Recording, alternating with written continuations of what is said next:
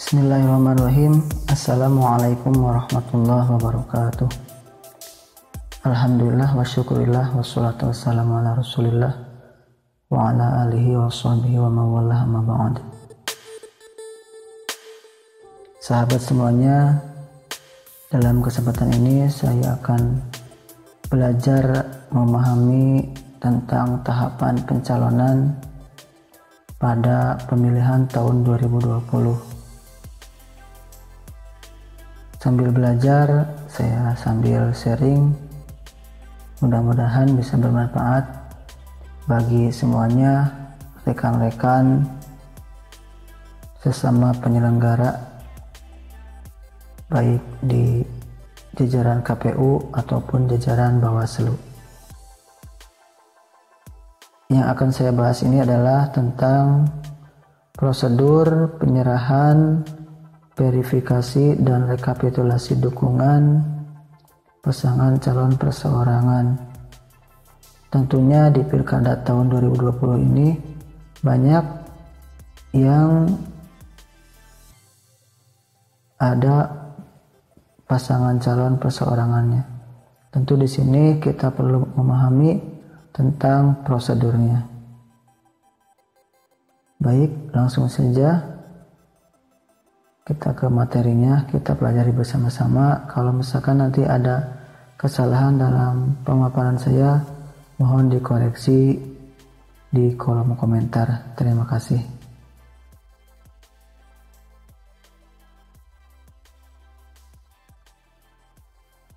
Nah, di sini prosedur penyerahan, verifikasi, dan rekapitulasi dukungan. Jadi di sini langsung ke poin pentingnya ya.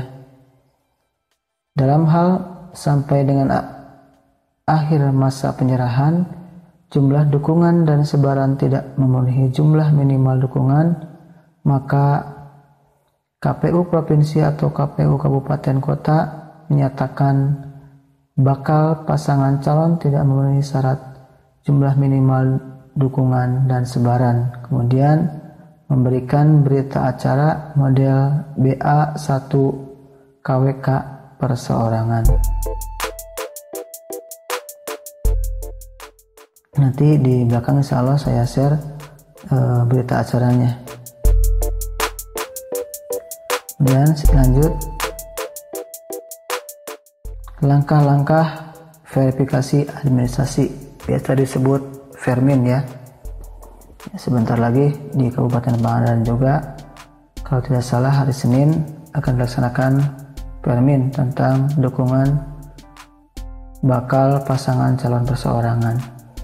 Di sini langkah-langkahnya yang pertama, A. Mencocokkan kesesuaian nomor induk kependudukan, nama, jenis kelamin, tempat dan tanggal lahir dan alamat pendukung pada formulir model B1 KWK.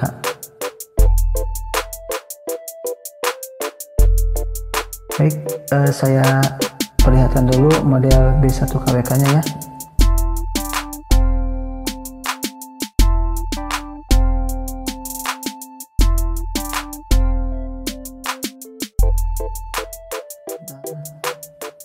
Model B1 KWK.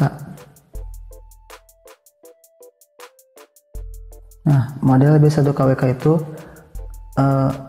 formatnya seperti ini, yaitu format surat pernyataan dukungan bakal pasangan calon perseorangan. Jadi di B1 KWK ini terdapat identitas ya, yang bertanda tangan di bawah ini saya, nama, NIK, jenis kelamin, alamat, dan seterusnya. Jadi di poin A, mencocokkan kesesuaian nomor induk kependudukan, identitas pokoknya dengan yang ada di formulir model B1 KWK. Yang B-nya, verifikasi kesesuaian antara formulir model B1 KWK perseorangan dengan daftar pemilih tetap pada pemilu atau pemilihan terakhir dan atau pada DP4 ya. Jadi yang keduanya verifikasinya yaitu menyamakan antara data yang ada di B1 KWK dengan data yang di daftar pemilih terakhir atau di DP4. Bagian C-nya verifikasi kesesuaian antara alamat pendukung dengan daerah pemilihan. Jadi jangan sampai alamat pendukung itu berbeda dengan alamat pemilihan. Tapi ini bisa saja terjadi kalau misalkan seorang yang di KTP-nya masih alamat yang selain tempat tinggalnya, itu bisa jadi permasalahan. Bagian D, verifikasi kelengkapan lampiran dokumen dukungan. Nah, ini di verifikasi kelengkapannya apa saja. Bagian E, verifikasi kesesuaian alamat pendukung dengan wilayah administrasi PPS. Jadi berarti harus tepat ya. Kalau misalkan alamat pendukungnya di luar desa, itu nanti harus ada tindak lanjutnya, harus ada perpak. Apakah benar di pendukung alamatnya di wilayah administrasi PPS atau tidak. Bagian F, verifikasi identitas kependudukan untuk memastikan pemenuhan syarat usia pendukung dan atau status perkawinan. Jadi jangan sampai yang mendukung itu masih usia di bawah 17 tahun. Bagian G, verifikasi terhadap dugaan dukungan ganda terhadap bakal pasangan calon perseorangan. Jadi bila mana misalkan ada dua pasangan calon perseorangan yang bakal pasangan calon perseorangan yang mendaftarkan ke KPU, itu ada kemungkinan atau potensi dukungan ganda. Misalkan satu orang mendukung keduanya. Itu nanti dibahas di belakang. Bagian H, verifikasi terhadap dugaan dukungan ganda internal. Masuk ganda internal, jadi mendukung satu paslon, satu bakal pasangan calon, tapi dukungan tersebut ada dua. Jadi ada dua nama kita, misalkan ada dua nama dalam satu dukungan. Nah, ini nanti akan diperpak juga. Selanjutnya, ketentuan dalam verifikasi administrasi. Nah, ketentuannya adalah yang pertama, verifikasi kesesuaian data dukungan pada formulir B1 KWK perseorangan dengan EKTP. Jadi di sini apabila syarat usia dan atau perkawinan dinyatakan tidak sesuai, data NIK, nama, jenis kelamin, tempat dan tanggal lahir pendukung pada formulir model B1 KWK perseorangan tidak sesuai dengan fotokopi EKTP atau surat keterangan, atau misalkan alamat pendukung tidak sesuai dengan daerah pemilihan, maka dukungan tidak memenuhi syarat dan ditulis pada formulir model B11 KWK perseorangan. Apa itu formulir model B11 KWK? Formulir model B11 KWK adalah formulir untuk rekap ya. Formulir untuk rekap dari formulir model B1. Bisa dilihat ini formatnya, surat pernyataan daftar nama pendukung bakal pasangan calon. Di sini berita acaranya bersama ini atas nama bakal pasangan calon perseorangan. Nama, menyatakan daftar nama pendukung bakal pasangan calon perseorangan dalam pemilihan gubernur dan wakil gubernur, bupati dan wakil bupati atau wali kota dan wakil wali kota per wilayah. Nah, seperti itu. Jadi nanti kalau misalkan usianya, data NIK dan seterusnya, alamat pendukung tidak sesuai, maka dukungan tidak memenuhi syarat dan ditulis pada formulir model B11 KWK. Jadi formulir model B11 KWK itu adalah surat pernyataan daftar nama pendukung ya. Baik, kita lanjutkan ke slide selanjutnya. Nah, di sini ketentuan dalam verifikasi administrasi bagian 2. Dalam hal pada formulir model B1 KWK perseorangan terdapat pendukung yang berstatus anggota TNI, Polri, PNS, penyelenggara pemilihan atau kepala desa atau perangkat desa, maka ditandai dan diberikan keterangan pada formulir B11 perseorangan sesuai dengan statusnya pada kolom keterangan dan ditindaklanjuti dengan verifikasi faktual. Jadi kalau misalkan dalam formulir model B1 KWK perseorangan terdapat pendukung yang berstatus TNI, Polri, PNS dan seterusnya, penyelenggara dan seterusnya, kepala desa, maka itu ditandai di B11 ya, di rekapnya, dan dikasih status dalam kolom yang sudah disediakan. Nantinya untuk ditindaklanjuti sebagai bahan verifikasi faktual.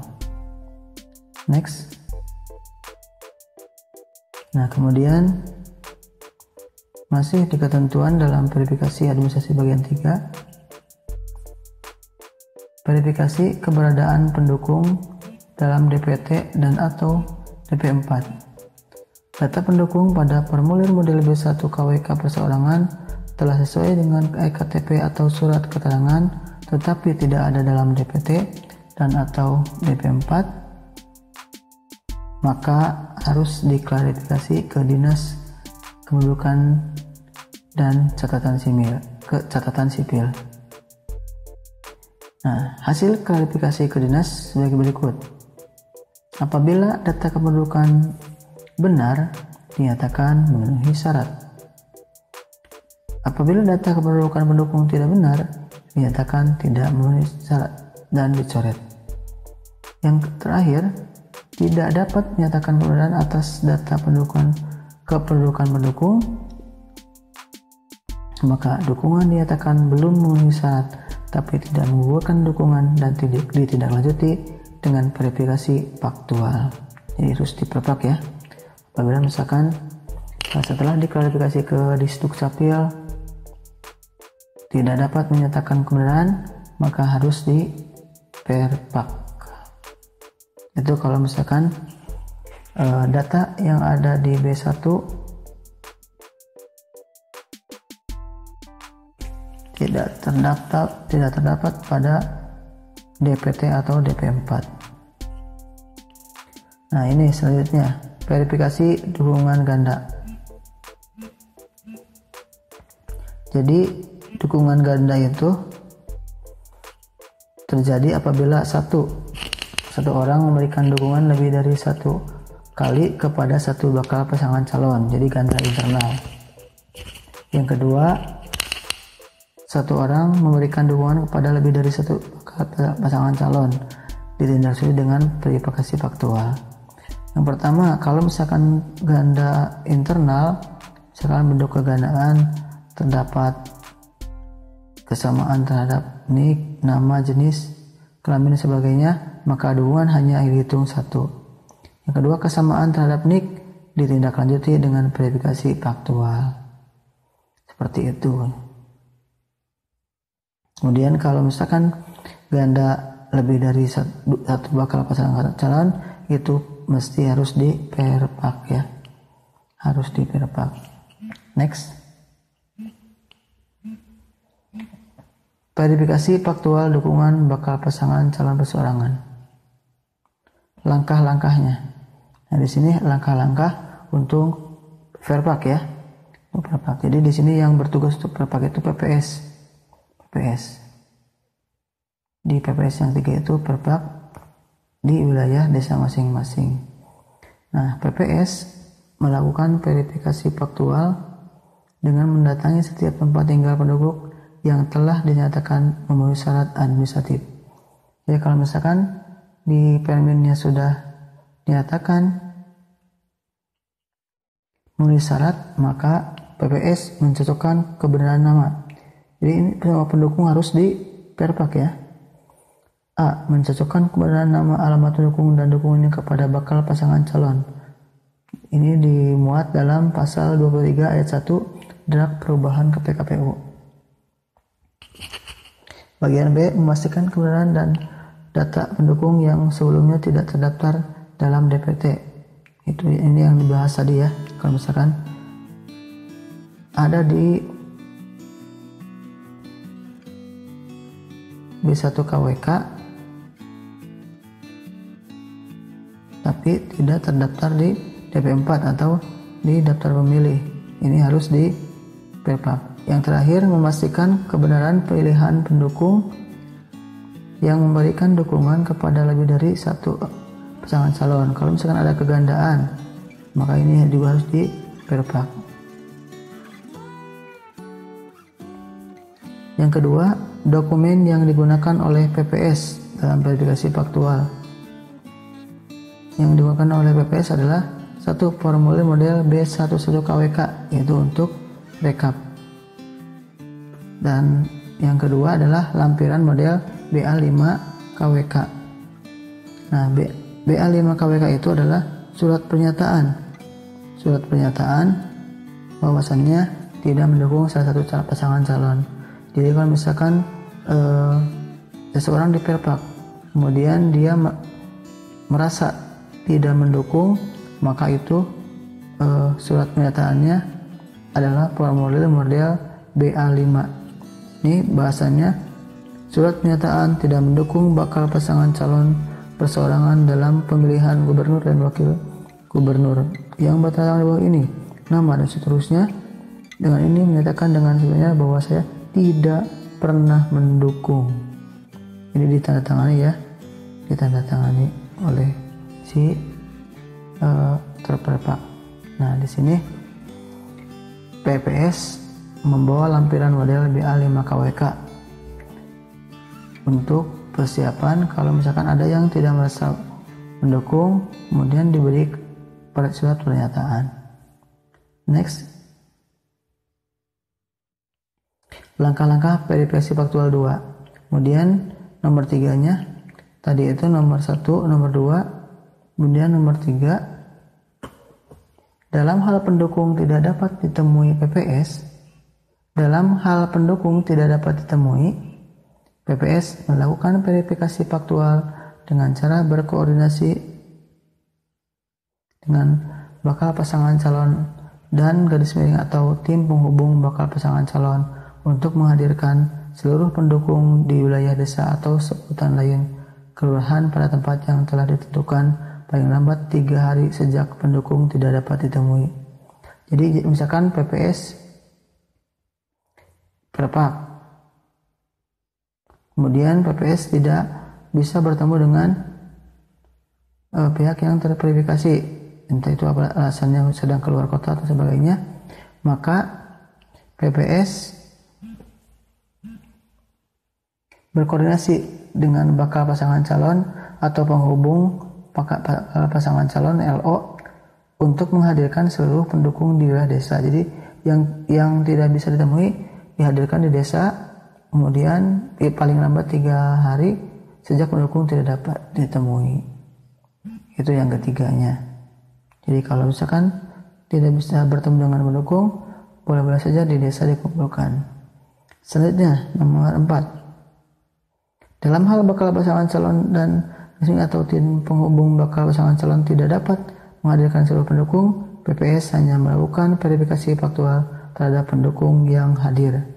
Jadi yang tidak hadir itu dianggap belum diverifikasi.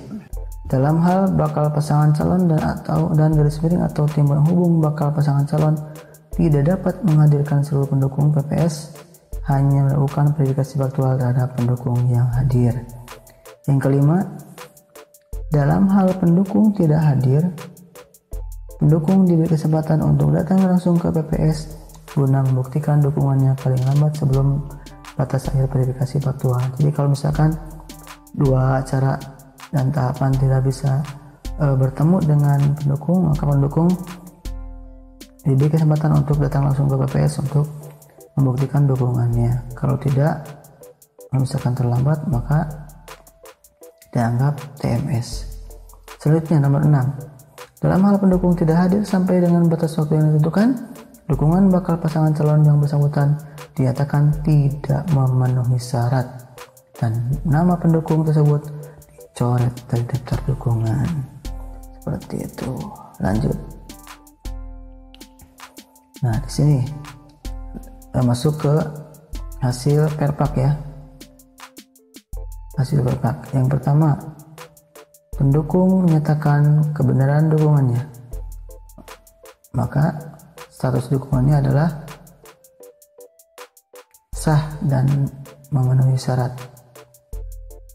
Kemudian, apabila pendukung menyatakan tidak memberikan dukungan dan bersedia mengisi lampiran BA5KWK perseorangan, maka dukungan dinyatakan TMS dan dicatat pada kolom keterangan dalam formulir model B11KWK perseorangan. Ini kemudian yang terakhir nih, pendukung menyatakan tidak memberikan dukungan dan tidak bersedia mengisi lampiran BA5KWK perseorangan. Jadi pendukung menyatakan tidak memberikan dukungan tapi tidak bersedia menuangkan pernyataan tidak mendukungnya di formulir model BA5KWK. Maka kalau ada kasusnya seperti itu, dukungan dinyatakan sah dan memenuhi syarat kecuali berdasarkan kesaksian tertulis dari Panwaslu atau garis miring PPL. Pendukung yang bersangkutan tidak memberikan dukungan, maka dukungan dinyatakan TMS dan dicatat pada kolom keterangan dalam formulir model B11KWK perseorangan.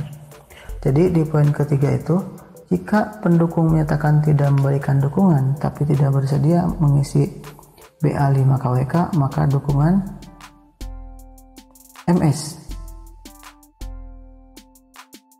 Kecuali kalau misalkan ada kesaksian tertulis dari Panwaslu Kecamatan, Panwaslu Kelurahan Desa atau PPL, maka pendukung yang bersangkutan tidak